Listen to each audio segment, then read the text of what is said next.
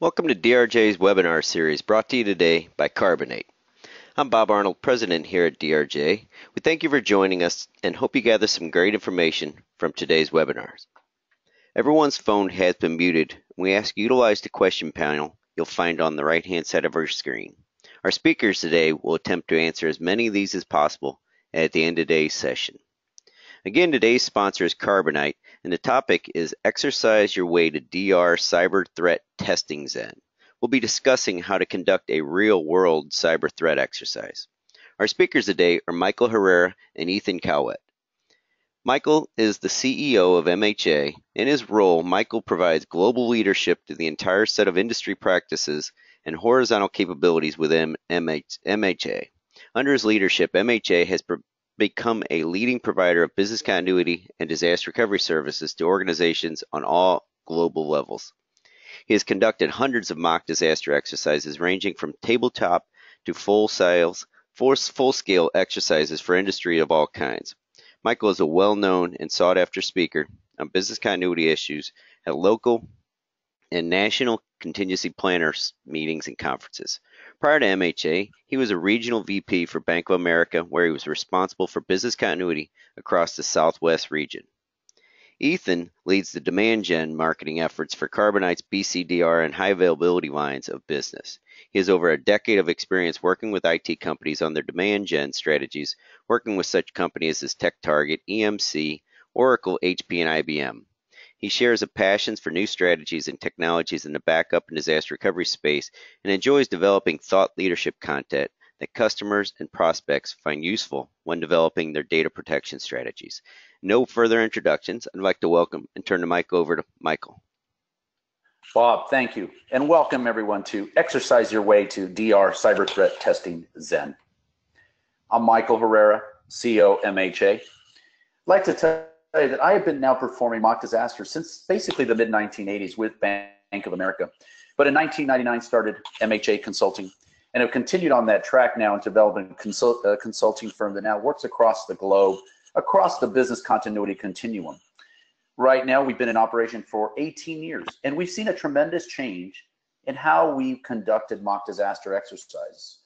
From those being the simple tabletops to all the way to functional scale exercises. And things that we've seen now, of course, is the emphasis on cyber and the ability to conduct those exercises that test all pieces of our organization. That's what we're going to talk about today. We've done a number of tests across many of our clients. Some have done well, some not so well. Some are afraid to show what their weaknesses are. Some use their plan, some don't. It all comes from the top when you're conducting your exercises. And it's very, very important, even during the mid-80s up to now, that you follow a consistent process and methodology to make your exercises, again, successful, and most importantly, reach that zen of exercising. Let's talk a little bit about some of the cyber exercise trends. And I just recently completed a 2-day cyber exercise for a client that's very mature and has the full capability to run live full-scale exercises. And some of the things that have happened there and others that we've seen this year on the bad side are as follows. Because so many cyber incidents have occurred, we actually had 2 clients this year that actually had to use our plans for cyber incidents for an extended period of time. Management always feels right now, guess what? It's already happened to others already. Do we really need to do this again? It's already happened to others. How bad can it be for us? Number 2, management has little to no emphasis. They really are not putting emphasis on business continuity, let alone sometimes even cyber exercises that we do it. Limited attention spans, availability. Can you even get people to come to your exercise? Number 1, are they listening? Are they available? We have key people canceling the day of the exercise. Very important. Many don't want to expose their weaknesses, and IT is one of those, as well as other pieces of the company. Communications, the business side. They're very afraid to expose that they, A, cannot execute, don't have plans, and don't want to show that, you know what, if this really happened, we'd be in trouble. What we also see, even though you may document the best plans, you may train them. In many cases, a lot of people don't even look at their plans, bring them, or ever even reference them during exercises. And most importantly, we always see there's an IT disconnect with the business. In my last exercise, we made a statement. We did not know this was a condition within IT, which IT then referenced and said, you never asked. So these are some of the key trends, very alarming trends. Very important, lack team leadership. If anything out of testing Zen you want to get when it comes to cyber incident, can my team leader lead the team? Can he or she coordinate, facilitate, integrate? Because when it really happens, that's what's going to be key. And lastly, if you can't manage a minor event, good luck trying to manage a large one. And that's what we really see. Now, on the good, the teams that are outstanding over time, they involve as many teams as they can. They use multi-day exercises because they realize they can't always accomplish this in a 2, 3, 4-hour time frame. They love to test real-time capabilities. As everybody knows, you don't really know till it happens, so test as close as you can. Integrate external agencies. Our organization that I recently worked with, we had FBI, we had Homeland Security. They came to our cyber exercise, provided outstanding input. It's worth your time and your effort to seek those out. Also, you really do need to know, how did my team do? And you need not to be afraid that, hey, we need to improve somebody's level of training or understanding of our plans, because when it does happen, they're going to be thrown into that. Use a combination of mini and full exercises. Some of our best companies will do very small exercises, and then later in the year we'll do a full exercise, but they consistently keep their people apprised of what needs to be done. Very important. The best teams require real world response. From the time an incident occurs, take it through the entire process, whether it's a mini exercise or a large one. And I don't know how many of you not read this great book called The Checklist Manifesto, which is written by Dr. Otwell Garande. Keep everything concise, to the point, in your checklist you use for these exercises, so that people, all they need to reference is what they may forget, not everything they need to know. So what is Zen?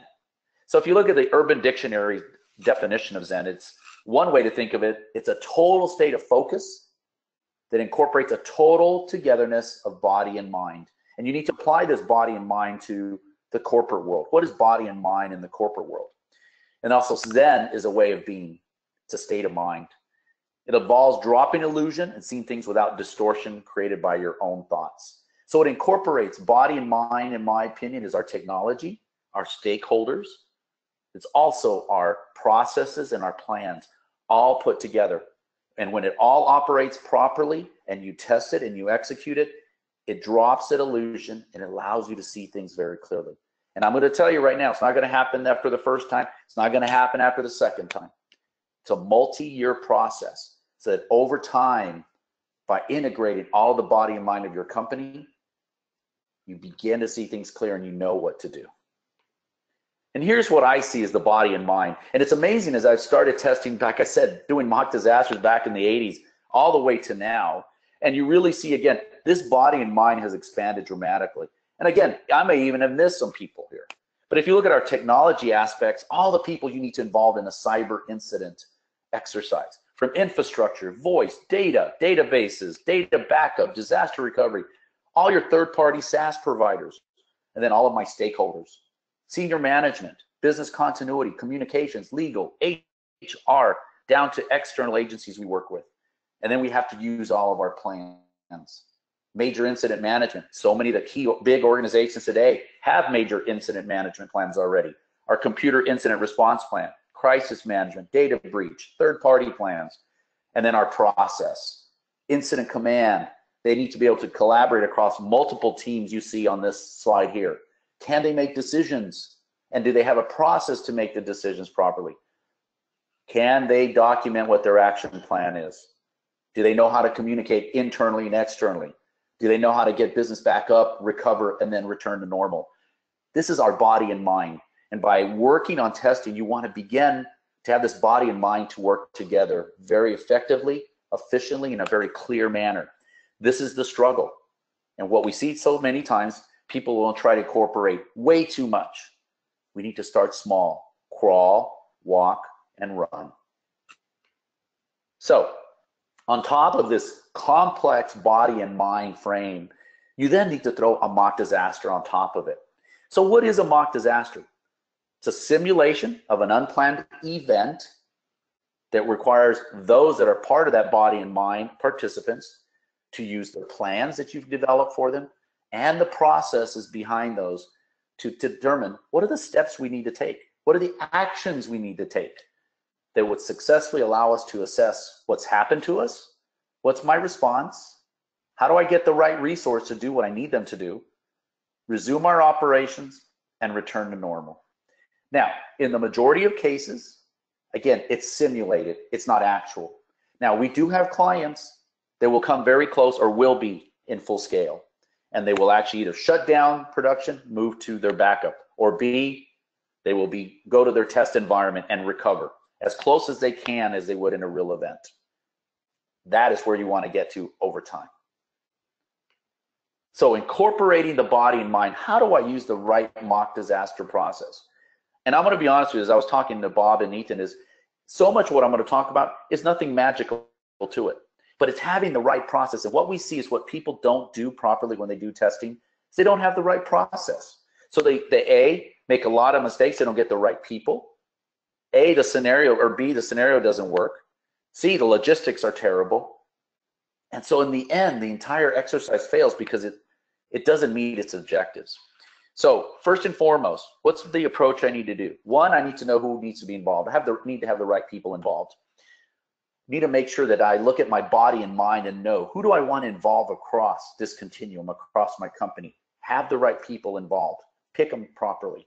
Number two, the right planning. You need the right subject matter experts, especially when it comes to cyber incident exercise. One of the things we've learned in running exercise, especially from a technology perspective, you better know everything and anything about the technology environment, how it works, how it will be impacted, because I guarantee you, if you don't, it's going to be picked apart and your exercise is going to fail.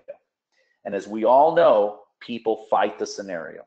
So make sure you have the right people involved, you have the right planning team, the subject matter experts to give you everything and anything you need to know about an environment as you plan. Also, when you have that planning team, just remember, don't let the planning team participate in your exercise. Their job is to help you plan and build it. And also, when you have the right planning team, set the assumption for that planning team that their job is not to make the scenario so complex that its mission is to make people fail. That's not our job. Our job is to present a scenario and an event that allow people to prosper over time and to learn what to do right. Highly recommend increasingly complex exercises. Don't start out with an exercise that's set for a marathon runner versus somebody who's just starting to get themselves in shape.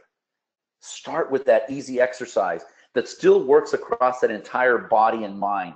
I may only use 10% of all of I have across that body and mind slide I just showed, but it's still training people and it's still testing our process from the point of escalation, notification, to communication, to activation, to resumption, to return to normal. Small exercises are still very valuable. You work your way up to those where now I may be using the entire company. Okay?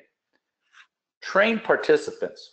We recently had a client though that said, instead of training my people before their exercise, why don't you just throw the exercise at them and then do training after?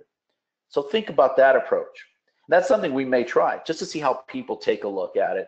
And maybe they learn more from just being thrown into the exercise, and then maybe our training becomes more valuable. But make sure your people are trained. Make sure they know the assumptions, the scope of what's expected of them. So when they do show up, at least they have a basic idea of what I need to do when I'm thrown into it. But I've just offered you that first item I noted as a different way to look at it. And it was interesting because it was a school who gave me that approach and idea. Maturity appropriate exercises, kind of back to that. If my team is a beginner team, don't give them an exercise that you want to give to an advanced team. Don't do that.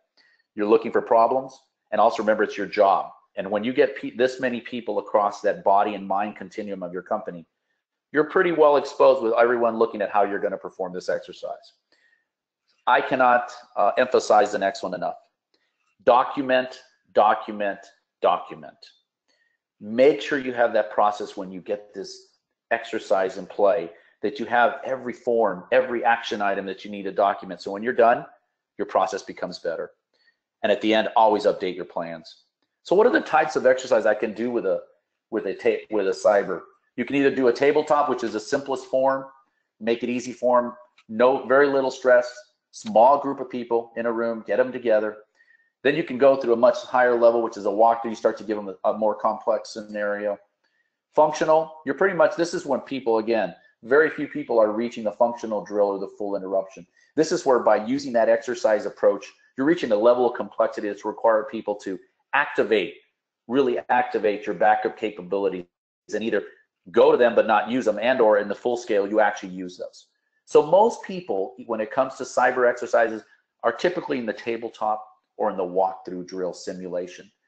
Few, less than, I would say, less than 20% are in the functional drill, and even less, much, much less in the functional. It's probably 5% or less that we work with have reached that level that when we do a complete unannounced exercise, we're actually activating our backup recovery capabilities. Planning for togetherness. In order for me to do this, as I talked about first, never ever take your planning lightly, especially on the cyber side, because again, of the level of complexity, its integration with so many parts and pieces across your company, so important that you take this seriously. I always tell customers, I don't care if it's a tabletop exercise, document what I'm going to do in this exercise. It will eliminate so many issues. I have always been documenting my exercise since in the 80s. I was taught to always document, know what I was going to do in that exercise well before it. So I didn't leave anything out.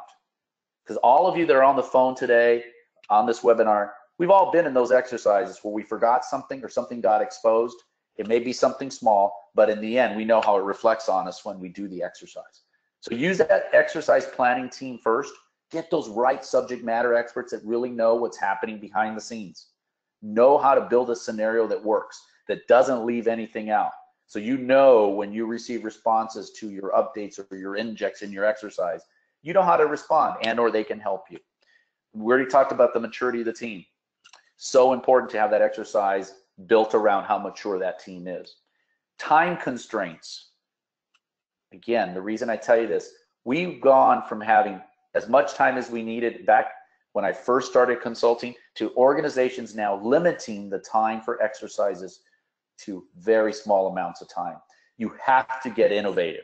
There's very few companies that let us run multi-day exercises. So you need to clearly understand from management, do I have 2 hours? Do I have 4 hours? Do I only have an hour? Understand what that time constraint is and match your cyber exercise back to how much time you have and what you want to achieve. Understand your areas of weakness. Like I said earlier in one of the trends, people don't want to expose their weaknesses, and then when you expose them in an exercise, that can even make your job worse or more difficult. You need to expose in a constructive way. Here's where we have issues, we know it, we need to fix it. So know what those areas of weakness are, whether it's an escalation notification. Maybe your support desk isn't good at when you call in and say there's a potential cyber incident. How do they escalate? How does then this get communicated to the right people? Is the computer incident response team activated properly? Are they assembled? Do we know how to assess what type of cyber incident do we have? Are they even opening their CERT plan? So know what these areas of weakness, if you can, look at where you're at. So when you design the exercise, you're designing around that area of weakness. Also very important, understand all the resources you're going to need. And I know some people may say, gosh, Michael, this is 101, but I'm telling you the truth. You don't follow this, you will run into issues. I've seen it. I've done hundreds of exercises. Know what people I need to have. Know what processes I want to be activated. And know what technology I need. And also one of the things that's not there is just conference rooms. Do we know how people are going to work together? Now, over time, as your team becomes highly mature, we've reached a point in some of our exercises with clients, we don't tell them where all this is. It's up to them how to figure it out. But again, that's few and far between when you reach the point that it's completely unannounced and they take over because of what they know. But very few clients want that to happen because they're always worried, of course, impact your production, etc. So again, match your exercise type to what you need. And also very important, one of the things, again, especially in the government arena, we're always very aware of the budget. Just also be aware of the budget for what you need. Budget in time, budget in resources, supplies, food, etc. Know what that is when you're planning your exercise. So create that planning document, know what the purpose is. We're going to talk a little about developing the scope. What are my key objectives? Don't give me 10 objectives. Give me 3 to 5 each time you do an exercise. What are the 3 to 5 key objectives I can measure? They're realistic. And guess what? I can see an improvement in my process of that whole body and mind. Maybe we need to prove an escalation notification. Maybe we need to get our communications people to actually document what the press release would be this time. Think of all those things that you want to see happen. Don't make a large list. Accomplish a little over time. And again, you will see success in the future. Assumptions, know what those are. By working with the right subject matter experts, you're going to know what those assumptions are. Build them into your exercise. Know what the risks are. This is very, very important, especially as you go up the maturity continuum.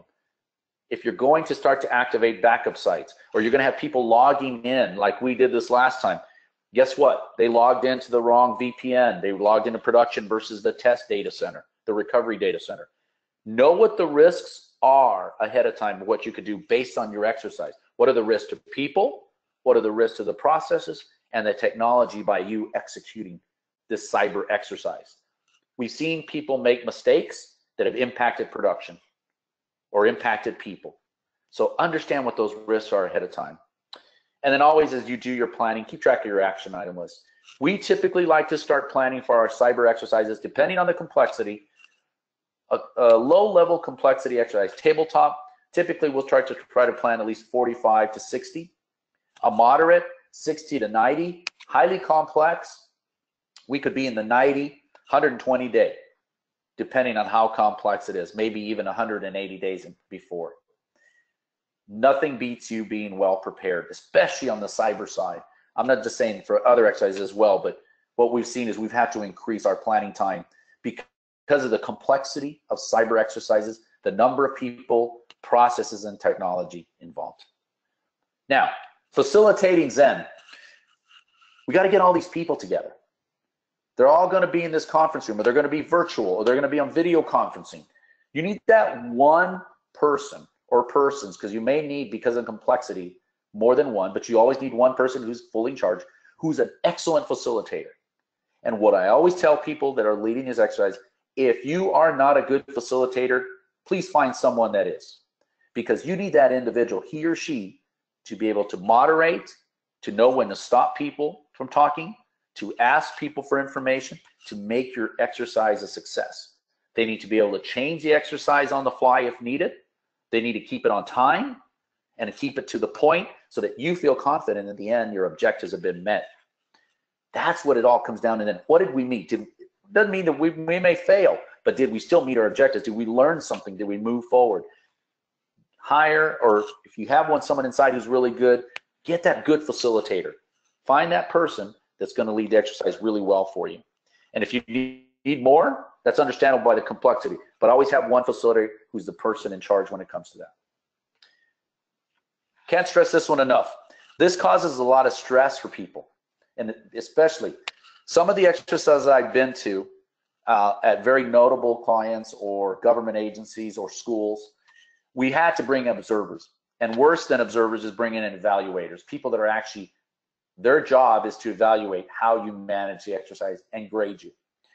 But I'm going to tell you, having good observers or evaluators, it's critical to your success, because those of you that are, again, on this webinar, a lot of you are the planners. You're in the midst of this. You don't have time to see what's happening on a global level across all the different pieces and parts of your organization during the exercise.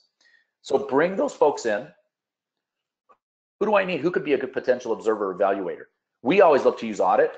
We're using a lot more people from risk management. We could use people, again, even from our own group, business continuity, IT, but people that, again, that can follow a checklist, aren't afraid to ask questions. What are people doing? Listen to what's happening. Know how to use that checklist and fill it out in a comprehensive manner so that when you're done, you can look at their notes and really figure out what happened. And unafraid to really, when you need to ask them what happened, be able to give you the good and the ugly. Because in the end, you want to put this all together in an action plan and a roadmap for success. One of the things you need to tell everybody in preparation for this, that either I'm going to have observers or I'm going to have observers and evaluators. And here's what to expect. And here's who's allowed to ask you questions. Here's who's not allowed to ask you questions. And what information you do need to give them if they do. So facilitation is super key, whoever that is. Observers and evaluators are key. And the right planning team is important to build that exercise. So in creating the scope, How big should I make this? Am I beginner? Am I advanced? Am I super mature? I still always recommend, if this is your first one, start with a small piece. Here's what we found interesting. Even clients that had very mature business continuity programs, when we went to integrate the computer incident response team plan, there was weaknesses between that integration.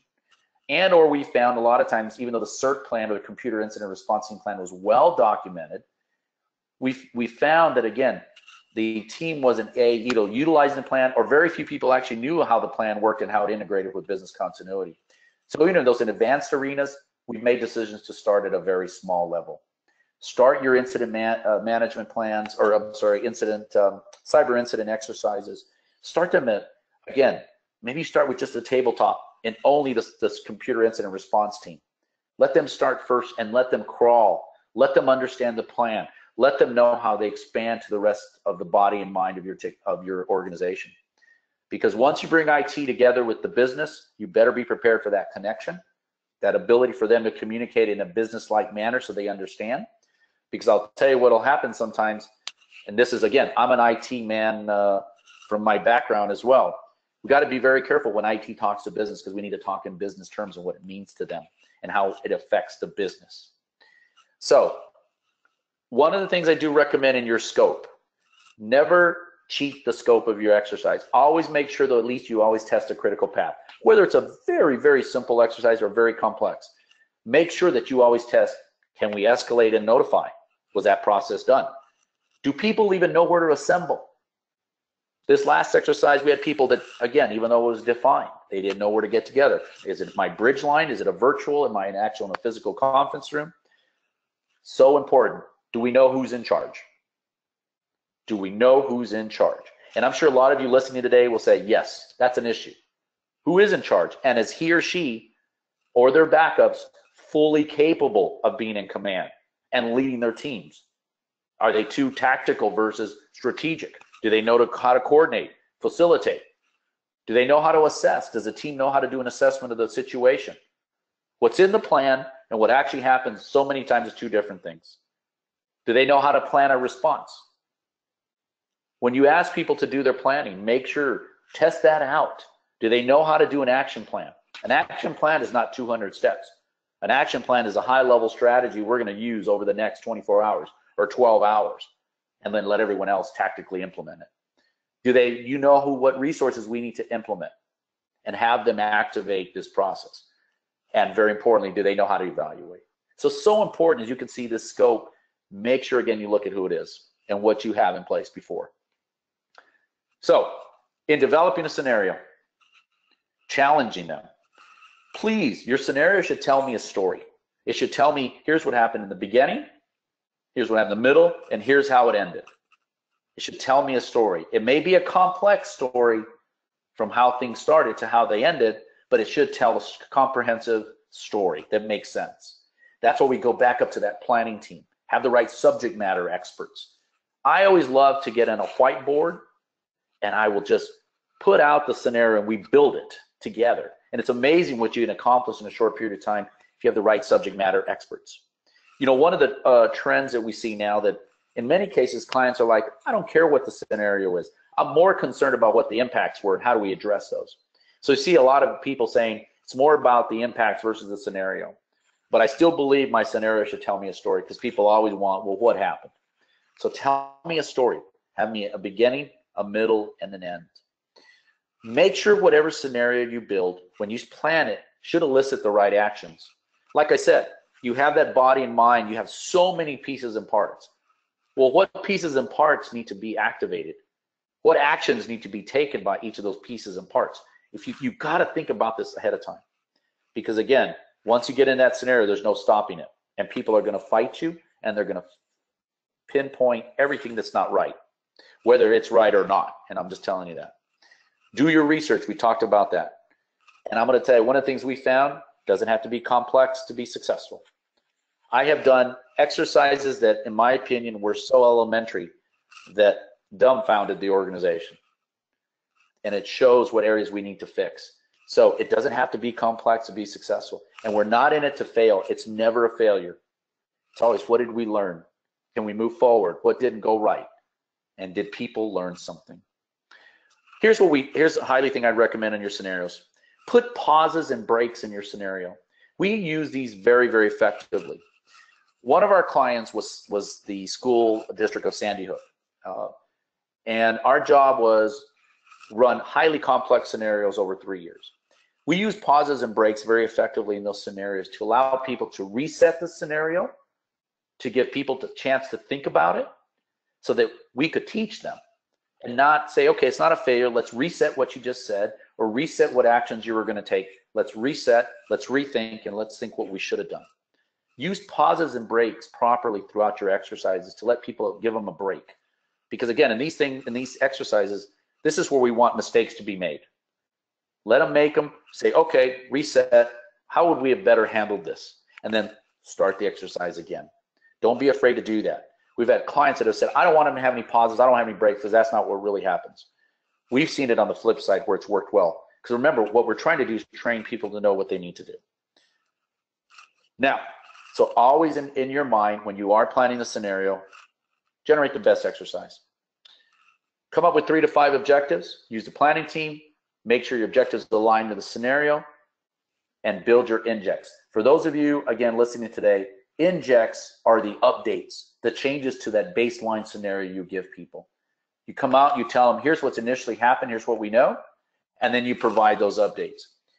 The more complex your scenario gets, the less information you may give them. Additionally, you may not read to them what's happened. You may actually have phone calls made. You may have radio communications that present these injects or updates. So as you get more complex, more mature, you often will give people less information like you often get in a real event.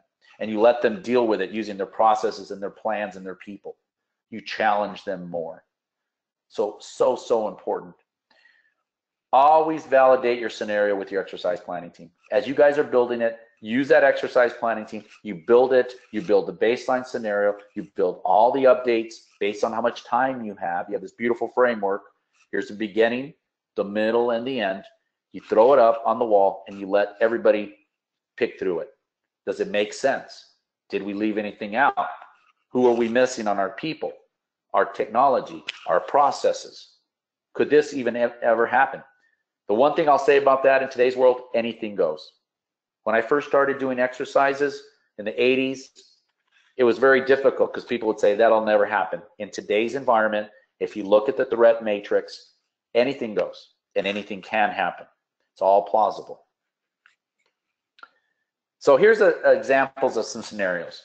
Number one is a very simple scenario. Number one is a very simple cyber incident in its regards to its level of complexity and who we would need across that body and mind continuum.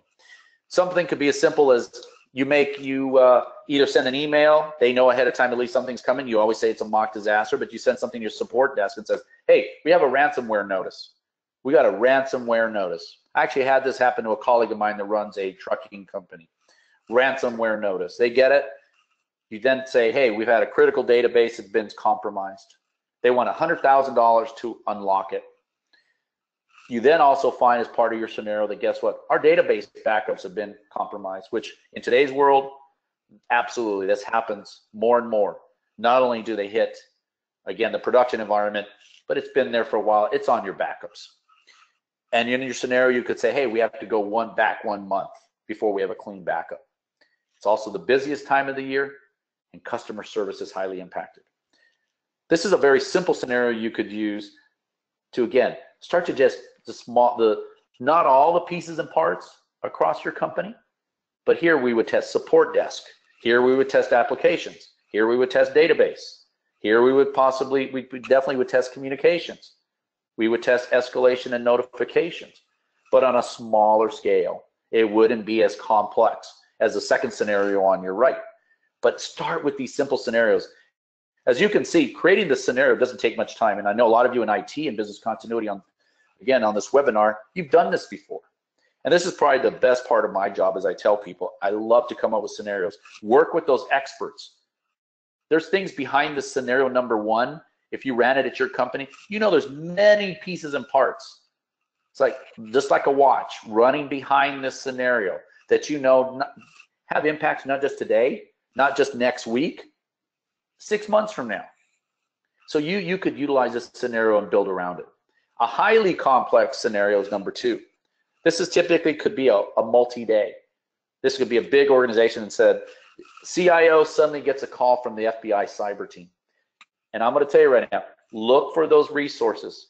FBI, Homeland Security, they are willing to help.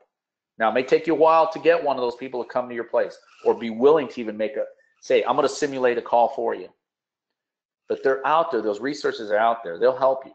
So in this scenario, CIO gets a call from that cyber team, and this does happen. This is the last call you want to get, because by this time it's too late. Gets a call from the FBI cyber team. They're telling you that basically a large warehouse of your data, we've confirmed, has been sold.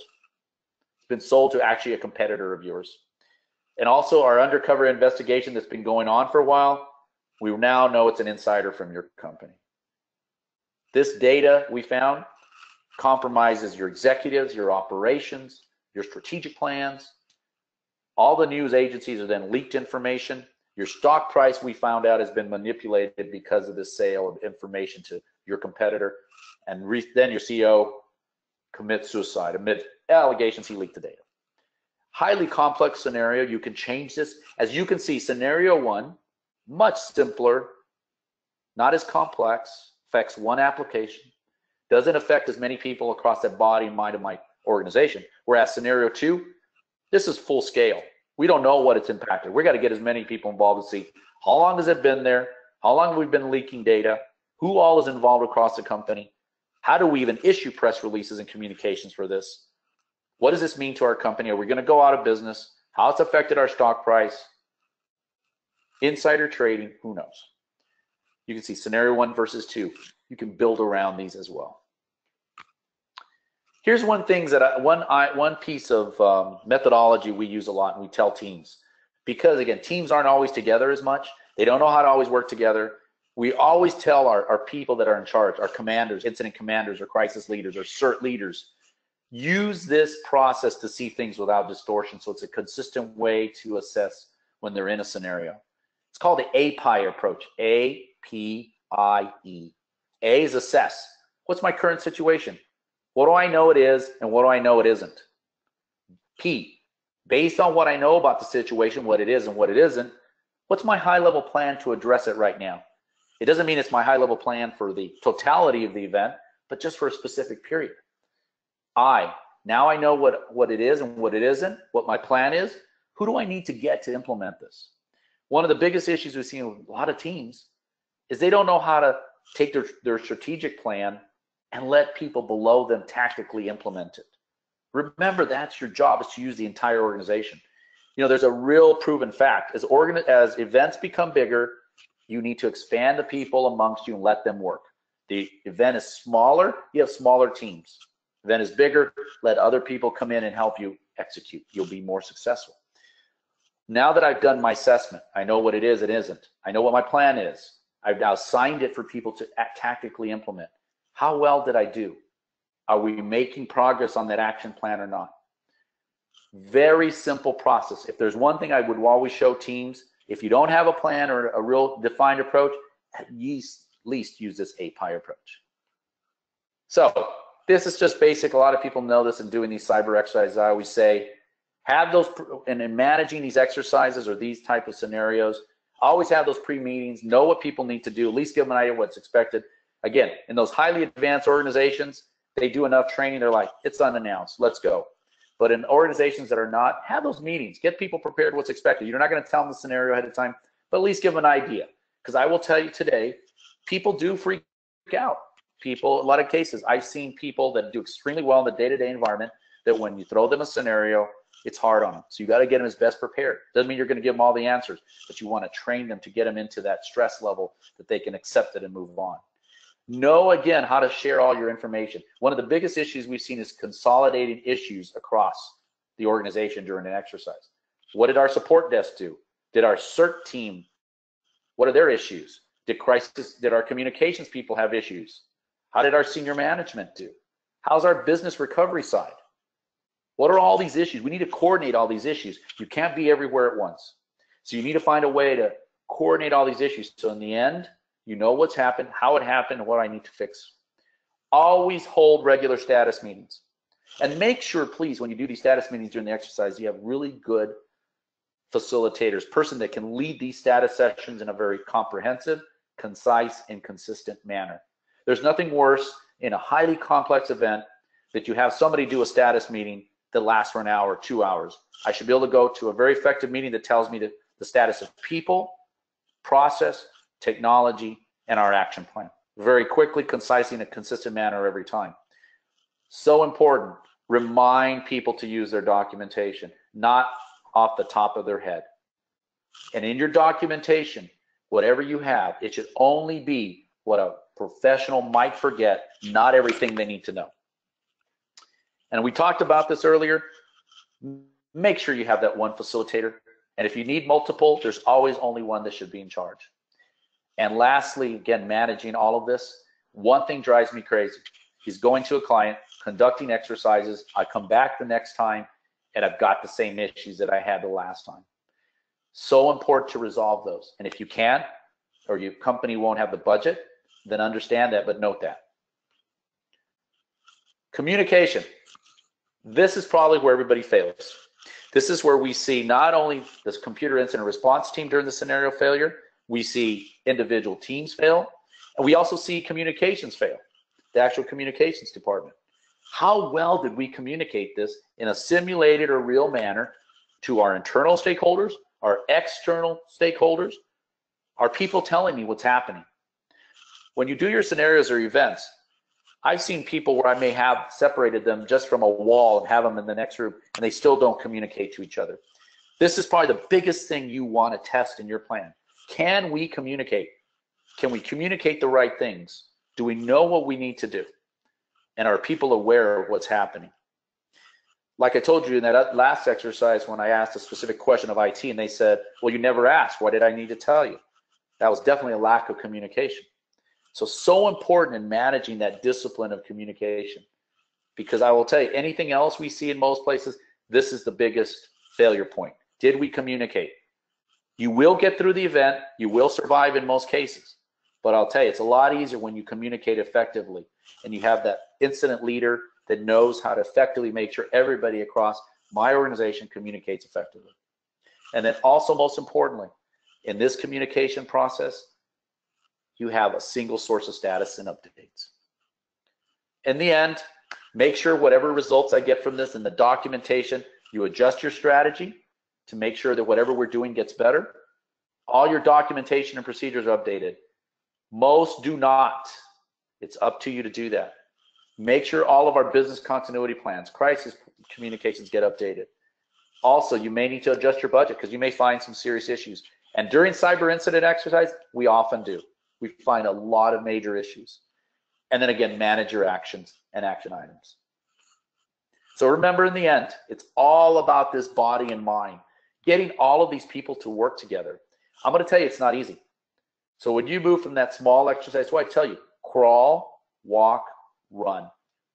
Start with a small piece of technology matched with a small set of stakeholders.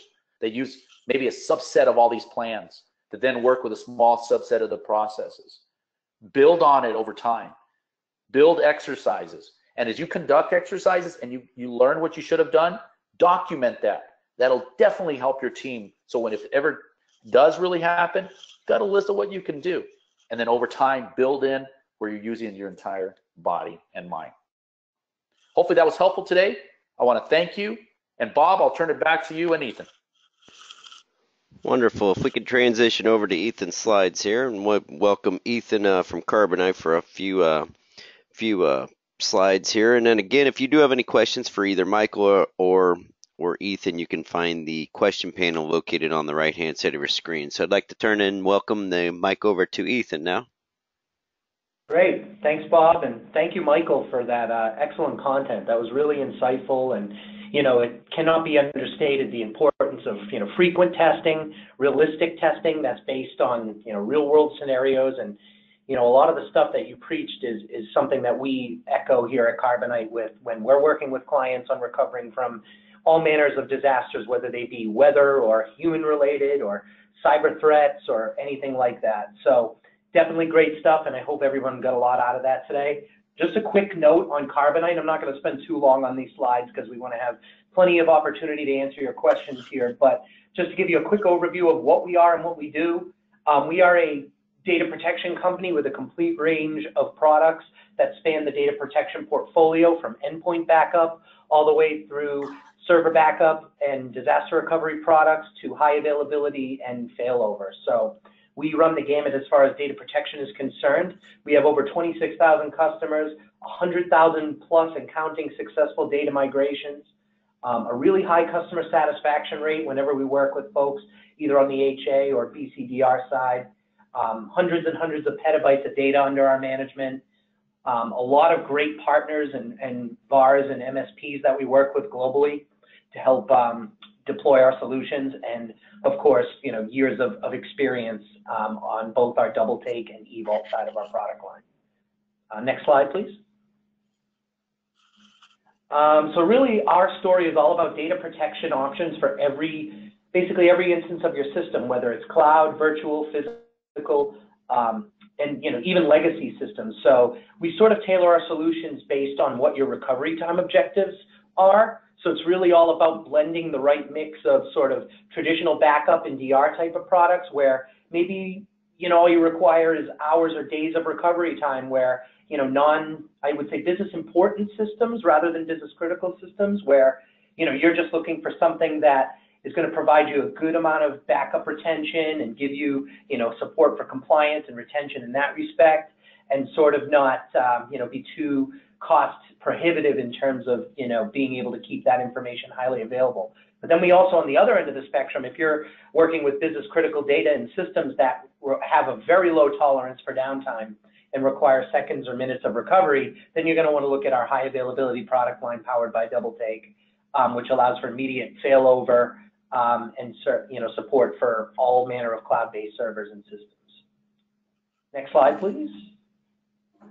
So this is, again, just a matrix we kind of use as far as the breakdown of percentage of sort of what most IT organizations have in terms of their mix of tiered systems. So we kind of look at it across 3 tiers, where your business critical systems represent about 20% or less of your environment, but those are really the stuff that you couldn't live without if it went down, or really affects sales or the business or operations at the end of the day, where you've got seconds or minutes of RTO targets and really no RTO with that. So you're going to want to look at our high availability solutions there. We've also got a mix of options for those second tier systems, which maybe have a higher downtime tolerance but are still really important, and would still make a lot of people upset if they didn't have several hours worth of data that they've been working on. So we've got solutions across the board, no matter what sort of level of system you're looking at, and that really gives us some flexible options for you in terms of cost savings and dependable outcomes when you're looking at what you're trying to back up and keep available. Next slide. So again, we have backup in DR, which is powered by our eVault technology. Forever incremental encrypted backup with up to a year of backup and retention time. We actually have folks that keep their backups for up to 7 years for compliance reasons. So we've got a lot of different options there. The recovery and backup UI is very straightforward, very easy to use. It's really cost effective for non-critical workloads and can be deployed cloud or hybrid, on-prem, off-prem, or on-site, I should say, and really flexible deployment options and robust security. We don't have any of the encryption keys. Our customers hold those keys, so we don't have any access to your data. It's just on a super secure facility in our cloud. So you've got those options with our eVault and backup and DR products. And if you'd move to the next slide. This just kind of shows you the different deployment models and the flexible deployment that we offer, whether it be direct to cloud or a hybrid option where you've got an appliance on site, which we can provide as a hardware as a service model, which kind of makes it easy if you don't have a secondary data center or co-location and you want to have an on-site copy readily available in the event of a disaster, or you would need to get access to that quickly, as well as having a copy in the cloud. And then, of course, we have sort of what we call the robo or remote office, business office option, which will kind of give you, a different deployment model there if you want to back up to a remote location, which I know a lot of, companies like banks and federal organizations that have different branches and headquarters will use that model as well. So we've got flexible deployment across all those different scenarios. And then finally, our availability products powered by DoubleTake is all about that, continuous replication, really highly available systems with instant failover. So you can either do, easy risk-free migrations if you want to migrate from, any to any, really cloud to cloud or cloud to on-prem or whatever it may be. You can use our DoubleTake products to not only do that data migration, but also spin up, a new instance of your production servers in a secondary location very quickly, very easily, and very seamlessly without a lot of headache. So it's really seamless. And then finally, this is just a quick slide on how it all works. Obviously, you've got the backup at the primary system, getting backed up continuously and sent virtually with no data loss to the target location or target system. And basically, once you're ready, you hit the button on the primary system to do that automatic failover, or it can be manual if you choose to decide when to do that. You can achieve near zero downtime when converting over to that new target system. And it just works really well when you've got those highly critical applications that you either need to fail over quickly, or you've just got a large workload that you want to migrate easily from one location to another. So lots of good options with our Carbonite availability powered by DoubleTake there. And finally, if anybody has any questions that are specific to the eVault line of products, feel free to reach out to us on social media. You can also go to evault.com, which for now, up until October, will be our website, where in a couple of months, we're actually going to be switching over to carbonite.com, where that'll be the destination site for all products Carbonite related. But for now, we still have our eVault site. So if you go there, that'll give you an explanation on everything we've got from backup and disaster recovery all the way through high availability and failover and migration. So feel free to reach out to us directly through the website, reach out to us on social media, or certainly if you'd like to get in touch with me through DRJ or through this, you can feel free to reach out to me at ecowet@carbonite.com. I'll be glad to send your questions to our tech support team so they can get you a thorough answer. And so with that, I'm going to kick things back over to Bob to see if we've got some questions from the audience, and Michael and I will do our best to try and answer those for you. Wonderful. Thanks, Ethan. And again, we will jump into the Q&A section here of the presentation. And again, if you do have any questions for Michael or Ethan, you can find the question panel on the right-hand side of your screen. If we do not get to your question, the presenters will have access to these to the questions, and we'll follow up with you directly after the webinar. So first question here, how realistic should my exercise be based on the maturity of the team? Again, as I was stating in the webinars, understand, again, you have different levels of, you may have different levels of maturity across my company, from technology to my stakeholders to my plans or processes. So understand what that is, and then clearly figure out what level do I want to take them to next, which means I got to do some training. I may have to do small exercises before I get them to big exercises. So consider that all when you're figuring out how realistic should I make it. To really make it realistic, you need to reach a high level of maturity first.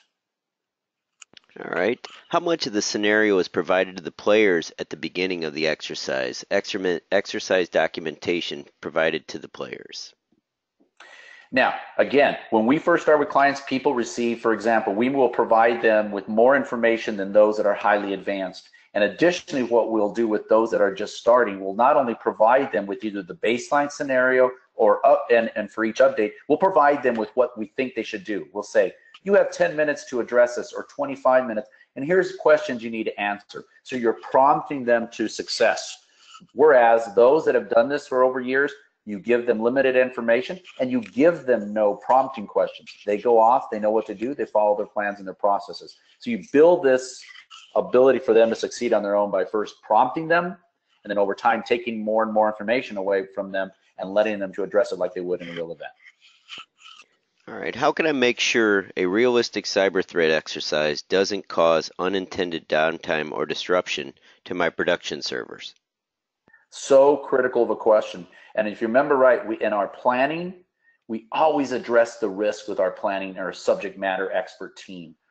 Always know what the risks are. If, for example, somebody has to log in using VPN to your backup data center or utilize a different set of computers, understand what those risks are and understand, is it acceptable? Is it not? And make sure management understands that ahead of time so you don't have people updating production. And we've had that happen before from their test environment, or they shouldn't have been updating production. Know it ahead of time, assess the risk, and make sure it's acceptable or not. All right, can you please offer guidance on developing exercise objectives for a tabletop exercise? Keep your objectives short. I've seen exercise objectives, one, that don't follow the SMART rule, the measurable, acceptable, reasonable example. So I always look for 3 to 5 objectives that I can look at and say, did we do it? Did we meet it? Or did we not? And I always then say, where are our weaknesses? And then I say, okay, my objectives are now to improve these weaknesses. And based on that, here's how I'm going to handle this. So one of my objectives would be, maybe we need to escalate and notify the right people within 1 hour or 30 minutes of a declared event. So make your objectives very short, simple, in a way that you can go back and say, yes, we met it. No, we didn't. And here's why. All right, what is the right environment for effective cyber threat testing, cloud, hybrid, or on-prem? And how do I do this effectively without co-location or a secondary data center? Wow. And this is the complexity of today's environment, folks, for IT. It's not just, hey, I've got a primary and a back.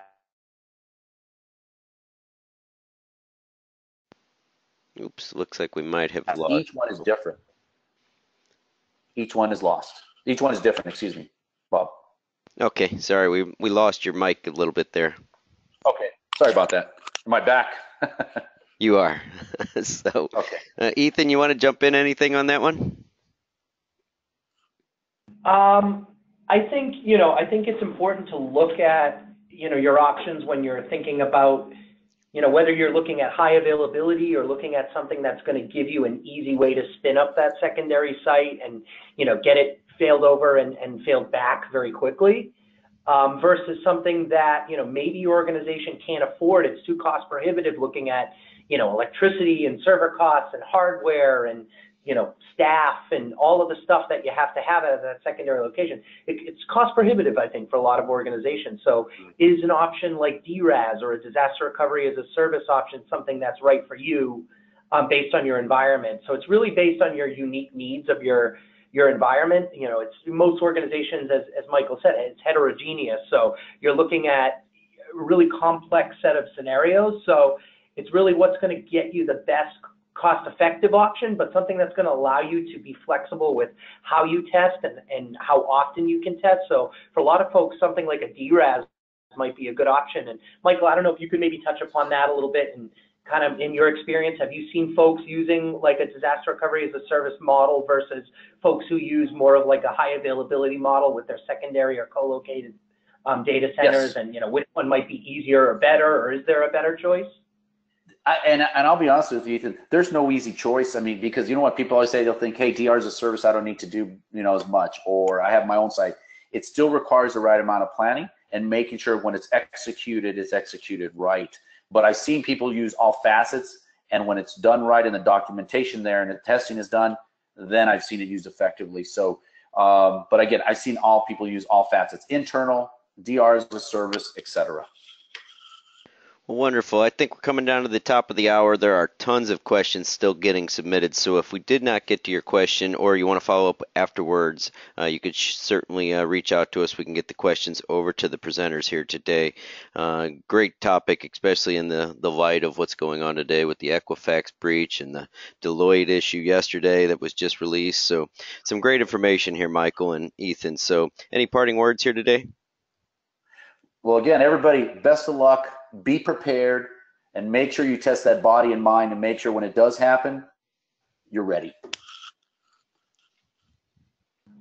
Great, and I'll just close by saying that, I echo Michael's sentiments. Michael, thank you for your expertise and thought leadership on this topic. Great content.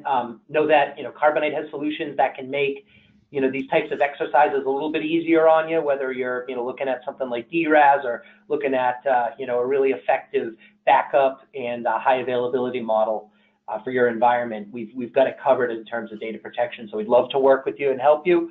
But best of luck out there, and we wish you all the success in the world when you get into your cyber threat and DR testing. Wonderful. Thank you. Bye-bye.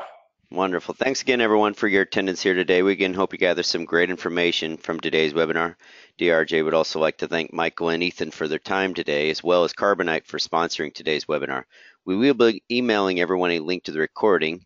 You view this recording as frequently as you wish or share it with your peers. If you do have any additional questions, please contact Disaster Recovery Journal. Thank you again, and this now ends today's webinar.